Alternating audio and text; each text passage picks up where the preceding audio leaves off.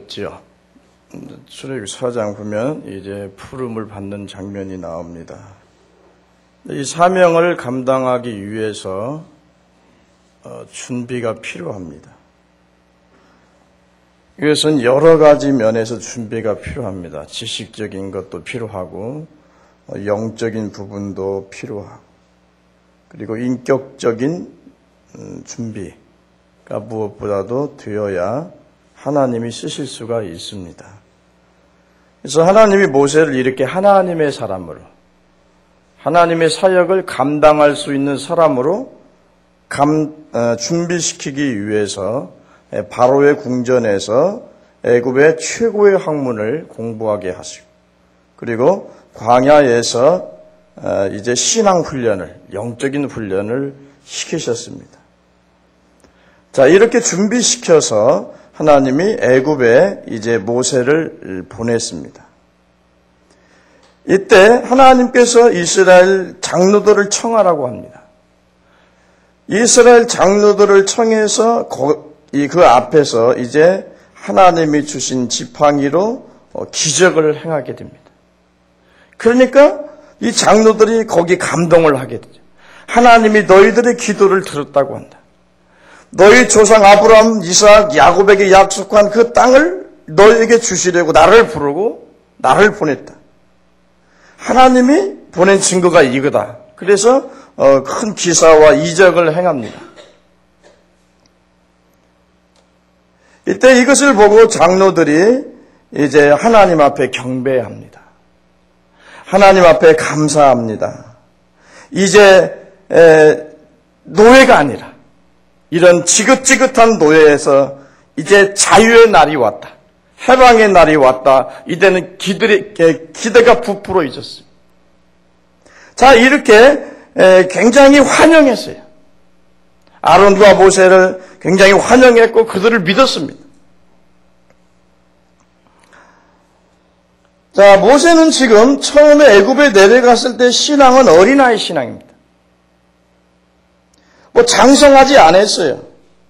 그래서 만약에 처음에 큰 장애물을 만나면, 쉽게 말하면 장로들이 그들을 거절했다면, 그들을 거부했다면, 그들을 반대했다면 아마 모세는 그냥 돌아왔을지도 모르겠어요. 그런데 하나님께서는 모세가 신앙이 어린 만큼 그만큼 감당할 수 있는 은혜를 주셨습니다. 그것이 이제 장로들에게 기적을 베품으로 인해서 장로들이 그들의 말을 믿고 그들을 따르도록 그들을 감동시킨 것입니다. 그래서 하나님께서는 감당하지 못할 시험을 허락하지 아니하고 꼭 감당할 수 있는 시험만큼만 주시는 것입니다. 그래서 고린도전서 10장 13절에 보면 사람이 감당할 시험밖에는 너희에게 당할 것이 없나니 오직 하나님은 미쁘사 너희가 감당치 못할 시험 당함을 허락지 아니하시고 시험 당할 즈음에 또한 피할 길을 내사 너희가 등이 감당하게 하시느니라 하겠습니다. 자, 이렇게 해서 모세가 이제 믿음이 조금 성장했어요. 모세가 믿음이 조금 성장했을 때 이제 바로와 격돌하게 만듭니다. 그런데 이로 인해서 이스라엘 백성들은 더 큰 시련에 빠지게 됩니다. 이스라엘 백성들은 모세를 거짓말쟁이로 합니다. 그리고 그를 배척합니다. 자, 모세는 이런 시련들을 통해서 하나님을 더 의지하게 되고 이제 기도하게 됩니다.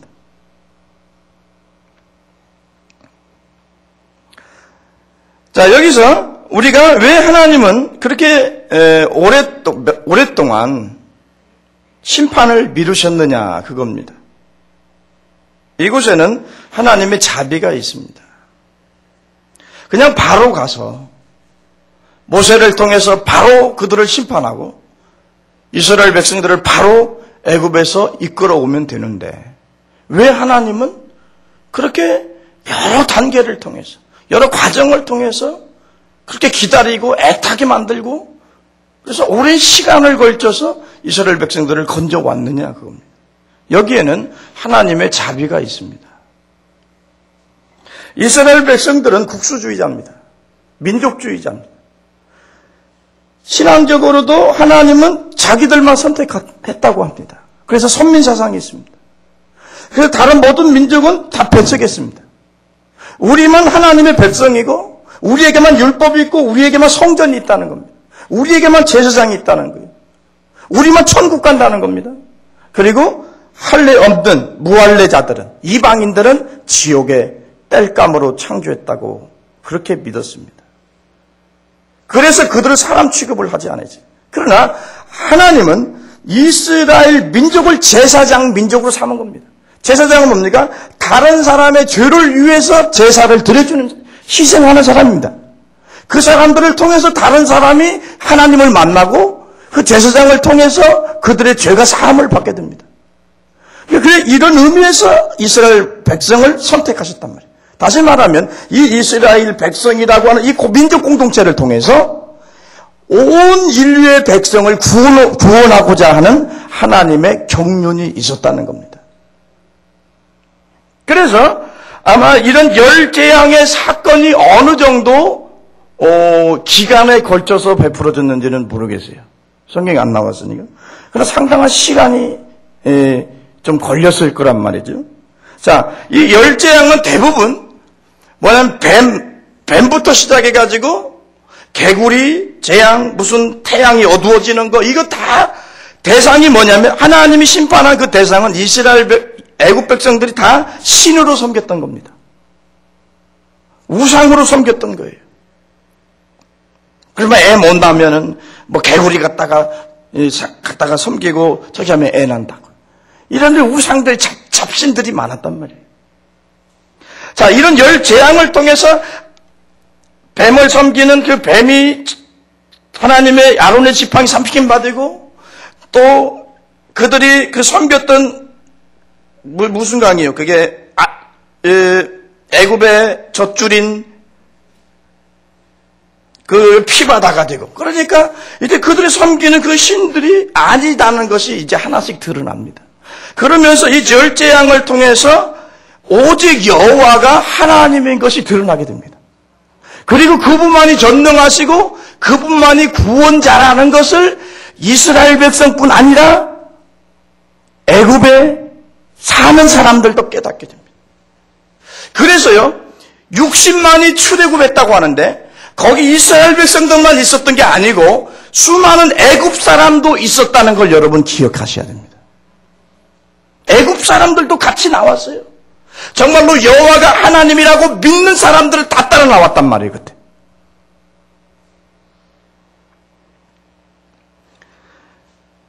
하나님은 심판하기 전에 항상 자비를 베푸십니다.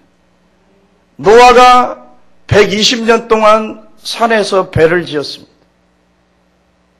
120년 동안 걸릴 게 뭐 있습니까? 그러나 그것들을 통해서 그들에게 물의 심판을 경고하기 위함이었습니다.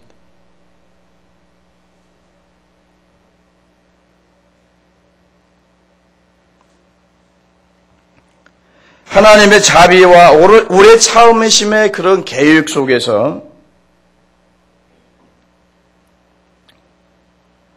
하나님이 심판을 미룬 겁니다. 자, 우리는 주님의 재림이 왜 더딘가 그런 생각들을 할 것입니다. 그러나 주님은 왜 재림이 더딘 것이 아니라 아직 돌아와야 할 자들이 돌아오지 아니했기 때문입니다. 그래서 지금은 은혜 받을 만한 때고 구원의 날인 것입니다.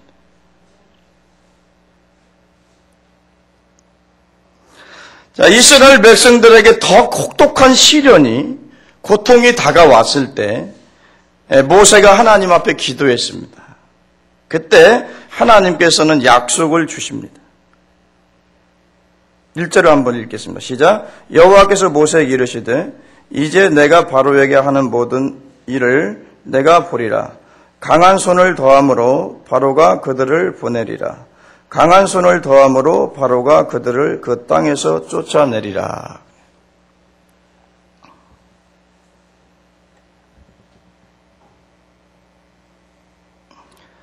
자, 이것이 여러 달이 걸렸는지 1년이 걸렸는지 모르겠습니다. 자, 모세는 여기서 하나님에게 기다림이 무엇인가를 배우게 됩니다. 신앙은 뭡니까? 기다리는 겁니다.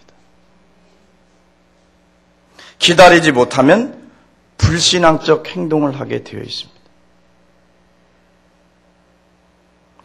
자, 약속을 주시고 뭐라고 하면 이제 내가는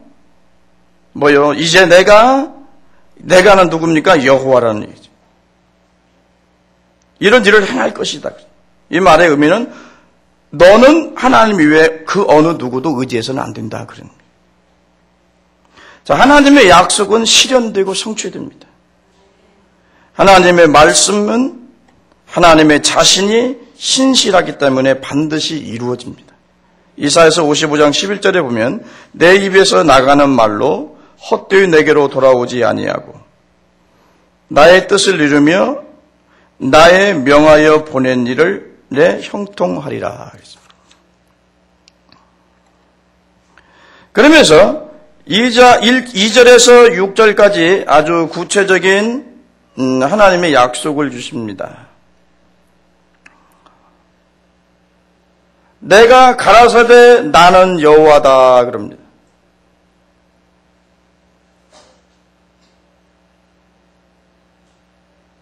자, 그러면서 약속을 주시죠. 그 노역에서 너희를 건져내리라. 편팔과 큰 재앙으로 너희를 구속하리라.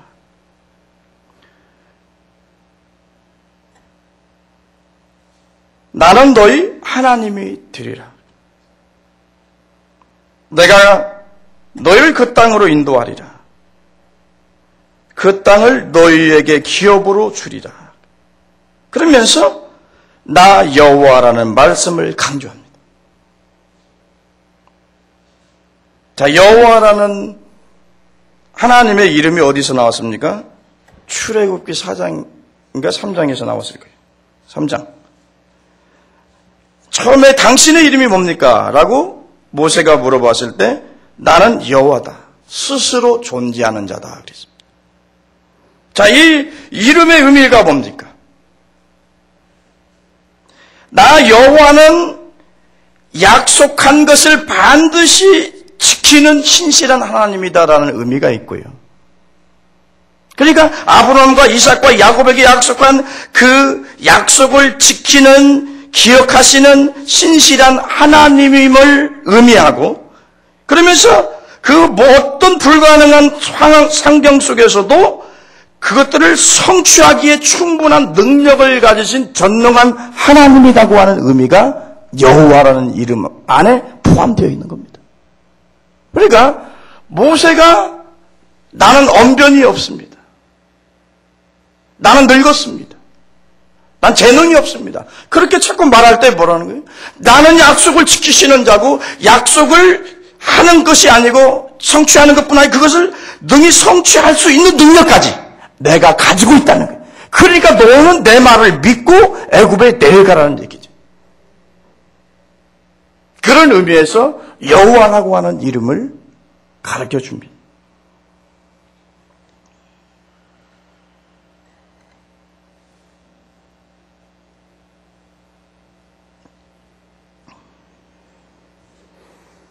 그래서 하나님이 약속하셨다면 내가 지금 아무것도 가진 것이 없고 보이는 것이 없지만은 손에 쥐어진 것이 없지만은 하나님이 약속한 것은 반드시 이루어 주시는 분입니다. 언젠가는 이루어집니다. 그래서 우리 그리스도인들 무엇을 붙잡고 살아야 되냐면은 돈을 붙잡고 사는 게 아니고 적금 통장 붙잡고 사는 게 아니고요. 남편의 목을 쳐다보고 사는 게 아니고 뭐요? 하나님의 말씀 약속하신 말씀을 붙잡고 그것을 기도하면서 사는 게 그리스도인의 삶이고 신앙인의 삶인 것입니다. 그러니까 얼마나 많은 축복과 은혜를 누리느냐는 여러분이 하나님 성경에서 약속하신 그 말씀을 얼마나 내 것으로 받아들이고 그걸 내 것으로 주장하고 그것을 붙드느냐에 따라서 여러분들이 하나님이 약속한 것을 많이 누릴 수도 있고 적게 누릴 수도 있다는 겁니다. 믿습니까? 그래서 우리 그리스도인들의 삶은 뭡니까? 하나님의 약속의 말씀을 붙잡고 사는 사람. 여러분, 처음부터 창대한 사람이 어디 있습니까? 이단들의 특징은요, 처음부터 창대합니다. 가면서 파멸합니다. 거지가 됩니다. 응? 그런데요, 하나님의 역사는요, 아주 음부까지 내려놓습니다. 그러면서 하나님이 하나하나의 과정에 훈련을 다 시키면서 어때요? 이 어느 정도 성장의 궤도에 올려놓습니다. 그때 하나님이 높이시고 축복하시는 겁니다. 하나님의 백성들을 어떻게 인도하는가, 이런 영적인 원리들을 우리가 바로 알아야 합니다. 야, 예수 믿었더니 참 어려움만 있더라. 당연하지요. 왜요? 멸망의 도성은 사탄이 다스리는 겁니다. 사탄의 왕국입니다. 사탄의 종입니다. 결국에 마귀와 함께 저 무저갱 속에 들어가야 합니다. 그것이 불신자들의 운명입니다. 거기 소속되어 있었는데 거기를 탈출해가지고 자유민주주의 진영에 하나님의 영광의 나라에 들어 소속되어 왔으니 얼마나 방해가 많겠습니까? 좀 당연한 거죠. 그런데요, 성경을 너무나 사람들은 안일하게 가르쳤어요. 뭐도 그런 거예요. 너무나 사람들이 좋은 소리만 하려고 애쓰다 보니까, 여러분 예수 믿으면 고난 벗고, 예수 믿으면 여러분 복 받고, 자손이 복 받고, 사업이 복 받고, 이런 식으로만 온전히 설교하고 그렇게 하다 보니까 기독교가 기복주의 신앙으로 흘러버렸고, 삶이 없고 행동이 없이 그냥 동반 받으려고 하는 겁니다. 이게 잘못된 겁니다. 이게 기복주의 신앙이라고 하는 겁니다. 이 방송은 중국에서도 봅니다.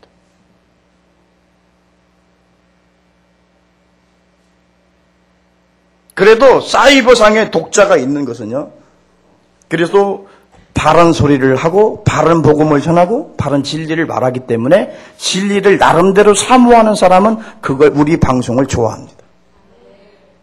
그래서 사이버상의 교인이 더 많아요. 여기 앉아있는 사람보다.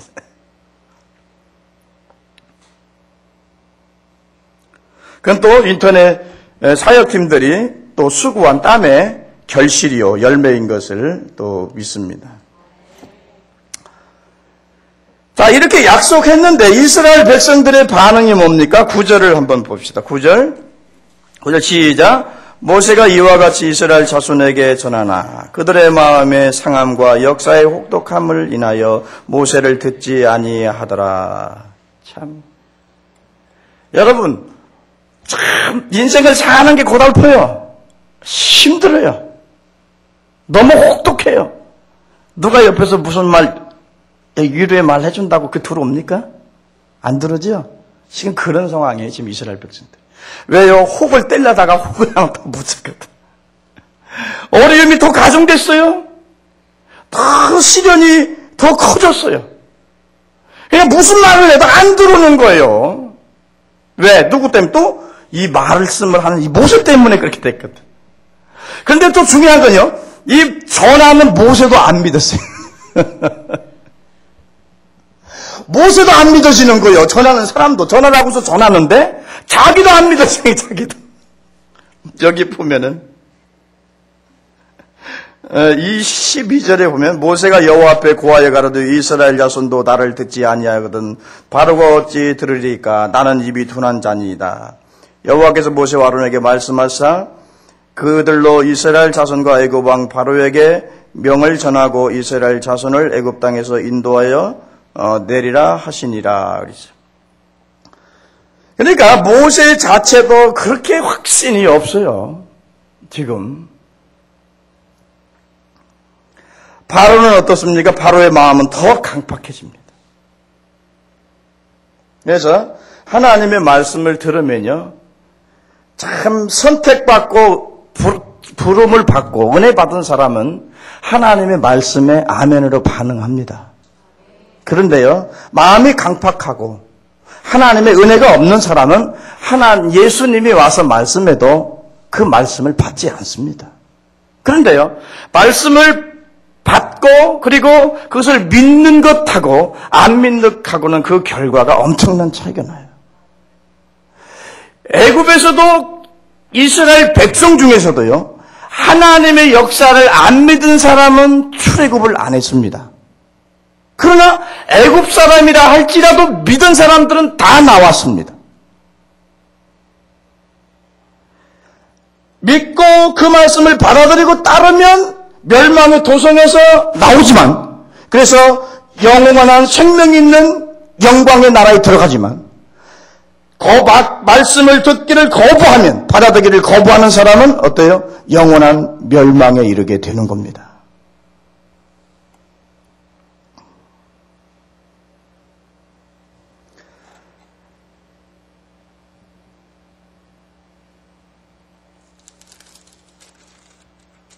자, 7장으로 넘어가 봅니다.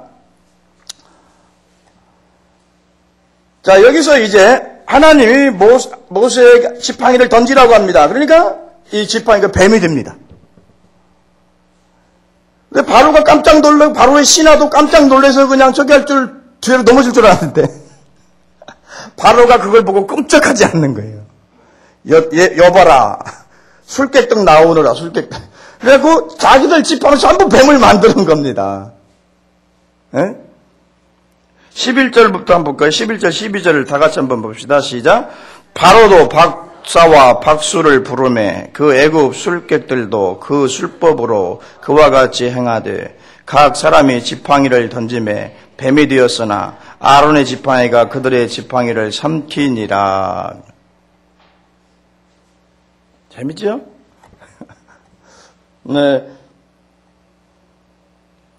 자, 우리가 여기서 아주 중요한 교훈을 얻어야 됩니다.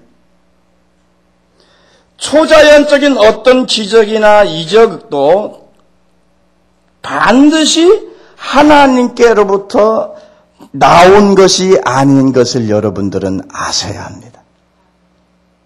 네? 이초석 씨가 그 예루살렘 교회 이초석 씨 있지 않습니까? 그런 이상한 기적들을 행하나 봐요. 근데 거기는요, 그걸 여러분 아셔야 합니다. 거짓 기적이 많습니다. 자기들이 짜고 하는 게 많습니다. 사람들을 현혹하고 미혹하기 위해서 하는 겁니다. 낳을 때부터 소경을 딱 치료해 놓고 장미를 갖다 놓고 이게 뭔 색이냐 그랬더니 빨간색이죠. 보인다고. 할렐루야 박수. 소경이 등쳤다는 겁니다. 그런데요, 날 때부터 소경된 사람이 빨간색이 어떤 색인지 알 수 있습니까? 있어요, 없어요? 노란색인지 뭔 색인지 알아요? 몰라요. 그리고요, 펄시콜레 왔을 때요, 펄시콜레도 가짜로 천국 갔다 와가지고 돈 버는 사람 아닙니까? 펄시콜레 박사 왔을 때 누가 그 사람을 잡고 주도적으로 집회를 했느냐? 이초석이가 했습니다. 저 다락방에서 인천. 펄시콜레 박사가 맨마디 영어로 하다가 툭 넘어져요. 그러니까 딱 누가 등단하냐면은 이초석이 등단합니다. 이초석이 등단해가지고 안수를 하는 거예요. 펄시콜라인가 펩시콜라인가. 딱 하니까 딱 일어나는 거예요. 그러니까 사람들이 막 박수로 막 박수 치는 그거 짠 겁니다. 그러면서 그 뒤는 누가 바톤을 이어받았느냐? 이초석이가 바톤을 이어받아서 그때부터 이제 지가 설교하고 또 찬양한다고 여자 목소리를 하나님 주신 목소리다 해가지고 해가지고 싸가지 없니? 이런 마귀들이 강력의 천사로 가장하고 의의 일꾼으로 가장하고 거짓 기사와 표적을 베풀어서 할 수만 있으면 택한 자들을 미혹하려고 하는 겁니다. 그러므로 무슨 누가 병자가 나섰다. 뭐가 갔더니 막 손이 떨리더라. 갔더니 뭐가 막 귀더라. 그러니까 가보자. 라고 가면 뒤집니다. 죄송합니다. 저도 그것을 많이 당해봐 피해자라 그럽니다. 공부 많이 했어요. 제가 공부 많이 하고 가르치는 겁니다, 여러분. 이거 몇 년 공부했어요. 이 공부, 영적인 공부를.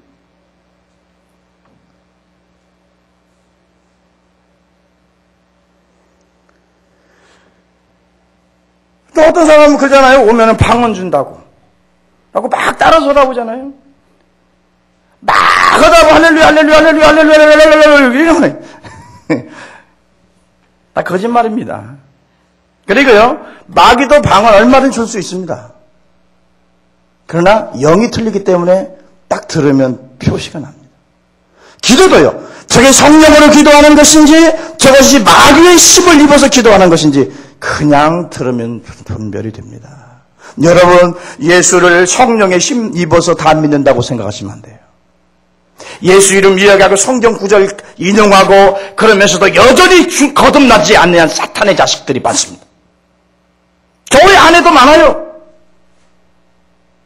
무슨 하나님의 교회니 무슨 이단들이 성장한다고 합니다.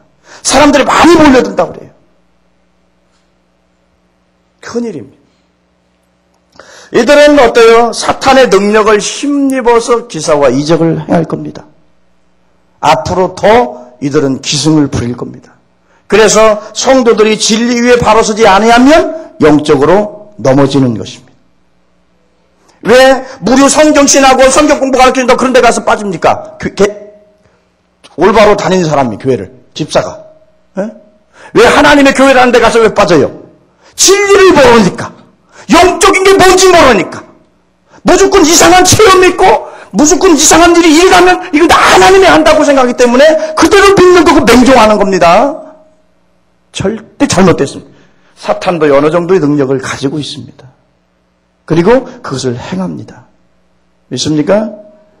너무나 제가 많이 얘기해서 여러분들 잘 아시죠? 근데 영적인 건 이상합니다. 아무리 많이 배우고 영리한 사람도요, 이상하게 무지하게 빠지려면 빠집니다. 성경을 다 보려면 시간이 가는데 다 했으니까 봅시다. 일단 여러분 성경 확인하고 계시록 13장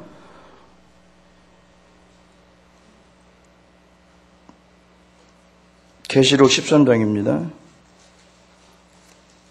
13절 15절 누가 크게 한번 읽어보세요. 계시록 13장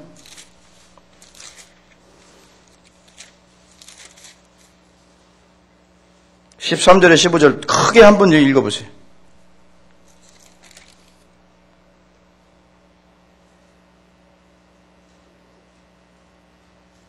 읽어요?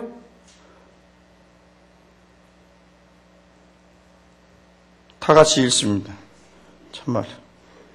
큰 이적을 행하되 심지어 사람들 앞에서 불이 하늘로부터 땅에 내려오게 하고 짐승 앞에서 받은 바 이적을 행함으로 땅에 거하는 자들을 미혹하며 땅에 거하는 자들에게 이르기를 칼에 상하였다가 살아난 짐승을 위하여 우상을 만들라 하더라.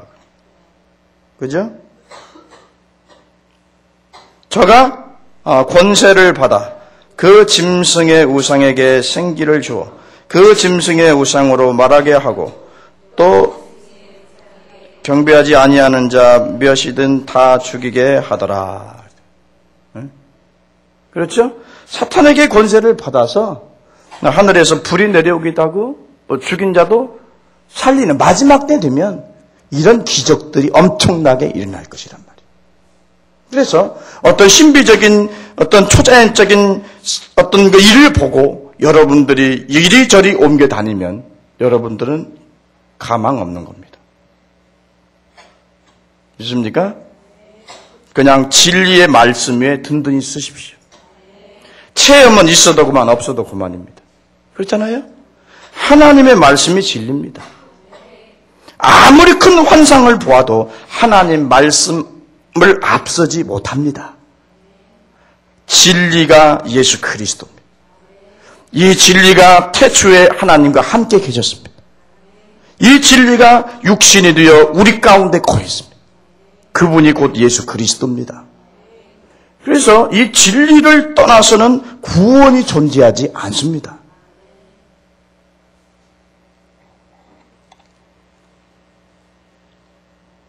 절대 꿈 많이 꾼다는 사람, 환상 본다는 사람,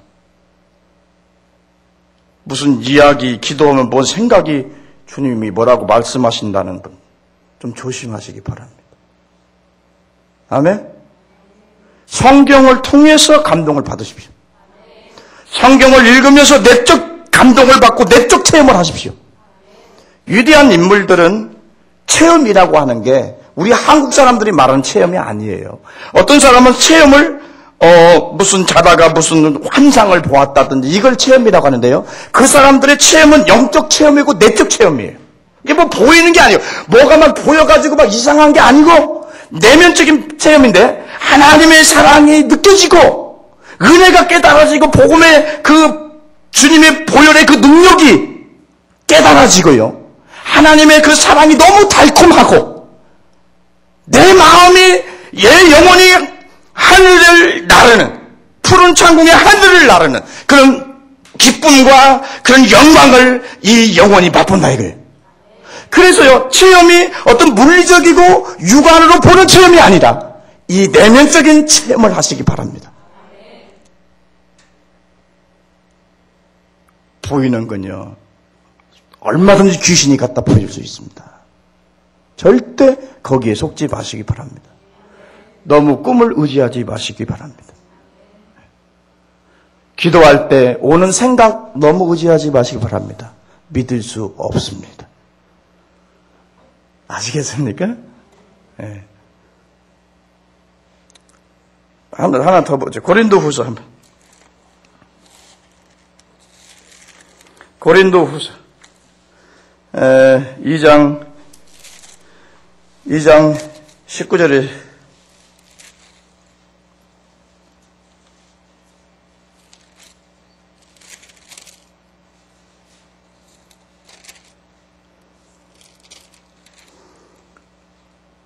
(19절이) 없죠.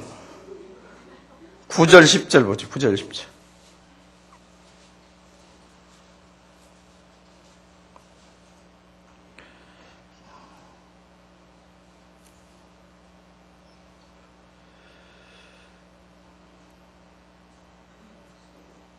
이거 잘못 적었나 봅니다. 2장 19절. 네, 뭐 성경에 그 사탄이 그런 그 속한 사람들이 사탄에게 권세를 받아서 거짓 기사와 표적을 행한다는 이야기는 성경에 많이 있습니다. 또 욥기를 보면은 하나님의 아들들도 그리고 그 사탄의 자식들이 또 서게 되죠. 하나님 앞에. 그 사탄이 뭐라고 그래요? 모든 재물을 뺐으면 하나님 모른다고 부인할 겁니다.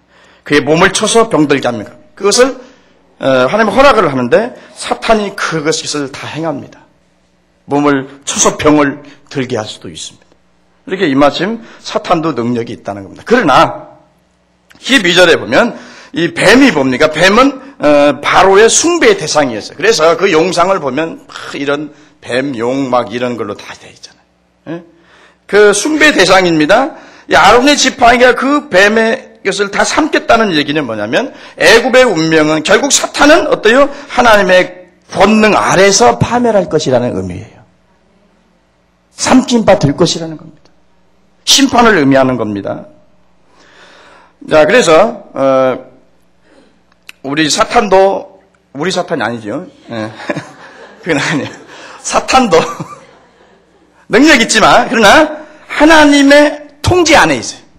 그래서 뭐 귀신론자들은 막 귀신 해가지고 사람이 겁을 주는데요. 사실 겁먹을 거 하나도 없어요. 왜요? 하나님의 주권 안에 있고 한 통제 안에 있어요.